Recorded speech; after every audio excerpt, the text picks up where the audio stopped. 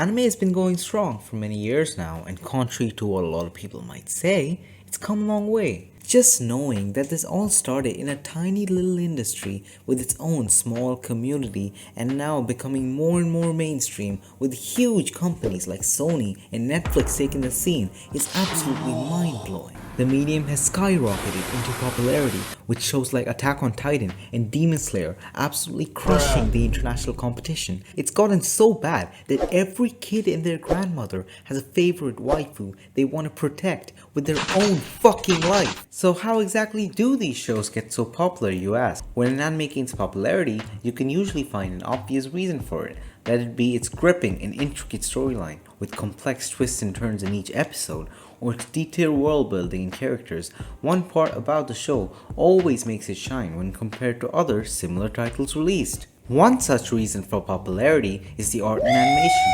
whether it may be in a good way or bad. If done well, it adds essence and emotion into the viewing experience, and when done bad, it can be detrimental to the series to the point where it pulls viewers away from actually enjoying the show. For an anime to be popular because of its animation, however, it needs to prove that it's different, either by having a much bigger budget piled for the show or having a completely different art style. Art styles for an anime can particularly impact how you view the show and whether you like it or not. It can make the show seem more original, different, and will also separate it from all the other different titles that come out at the same time.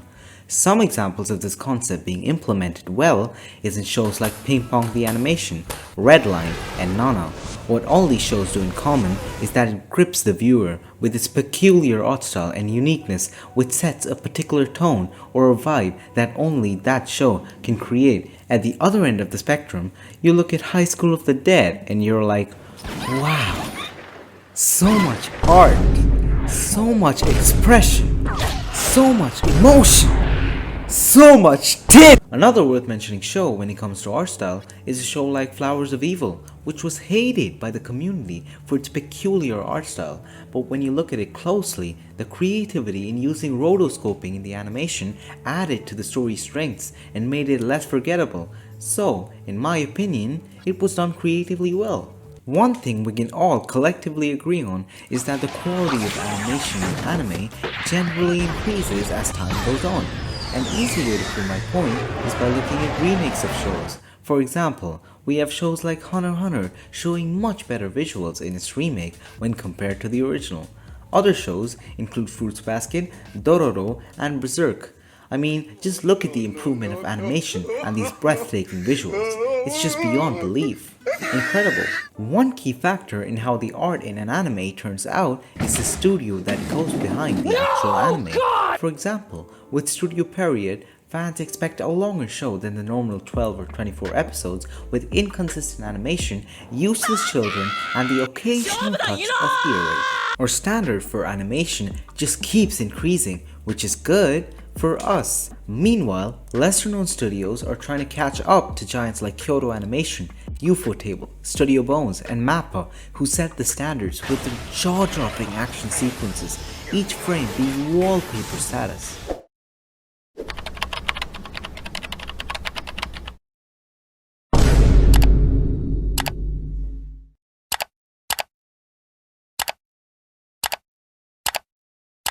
Wow! Perfect. You fucking weeb! We can't mention animation without CG, but the general relationship between anime fans and CG is more of a train wreck than you'd want it to be. It's so bad that whenever an anime fan hears the mention of CG getting implemented in their favorite anime, they will break down and start crying trying to sustain the massive fucking blow they've just taken, or accept their fate and try to find the nearest cliff to jump off of, because ending the life is better than watching their favorite show get absolutely demolished by the CG in it. The main reason for all the hate CG gets is because CG at its core is a 3D medium, while animation in anime is 2D. Most anime studios disregard this aspect of trying to actually blend 3D with 2D, and this results in scenes looking more like this.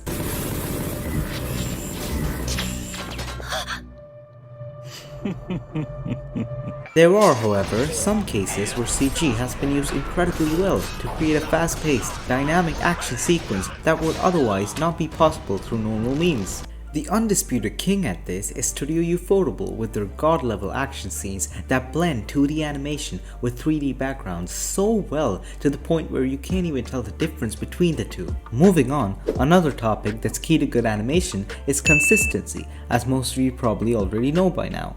The ability to produce the same crisp quality of animation in every weekly episode, carrying the same consistency through frames, and making sure that the animators are on life support by the end of the show is something very few studios can pull off perfectly. This is the main reason the trend of long-running shows, or shows that run for longer than 4 cours, about 50 episodes, ended in the 2000s. For an anime studio, making sure that a particular show airs weekly over a year without dropping in quality and being entertaining enough to capture the viewer's attention throughout is incredibly difficult. Keep in mind that if the show flops, it's a huge loss for the studio itself, as the show won't be able to go until completion, unlike the normal 12 episodes, which usually still gets completed even if it flops. I mean, just look at Boruto for example. Oh shit. It has some fights that make you think, oh yeah, that's it, I'm looking at 50% of the entire budget right here, while the rest of the show...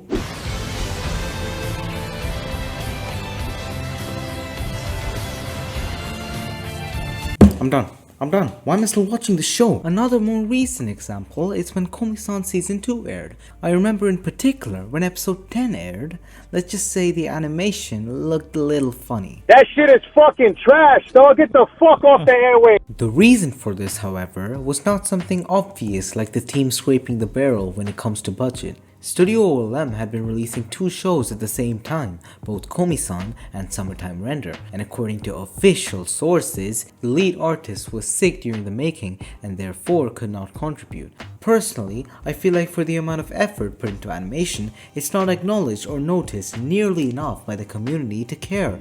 I mean, unless the show looks absolutely hideous, the viewers won't point it out as a badly animated show, while the shows that are masterfully made visually are not appreciated enough. My guess is that the average casual viewer doesn't know what goes behind every frame, every background, every fight, every effect to properly appreciate the 12 episodes that they binge watch in a day, which the whole staff spend more than a year making. The impact that animation can have on your favorite show, let it be your favorite scene, or the first time a scene had made you cry, whatever it may be, is much more than you think. The contrasting colors, the subtle shading, it all blends together to create this experience, this wonderful moment, which makes you slowly realize that you're witnessing animation at its highest degree, and it leaves you speechless.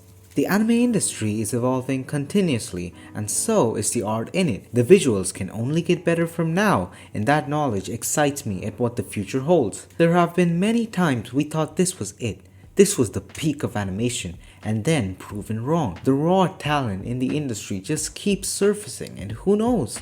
Maybe in the next 10 years, we get used to the production quality of every show being as good as Kyoto Animation, Ufotable, MAPPA, and other giants in the field. But until then, I guess we have to settle for the fuckload of MS Paint level generic isekai getting pumped out every fucking season for fuck's sake!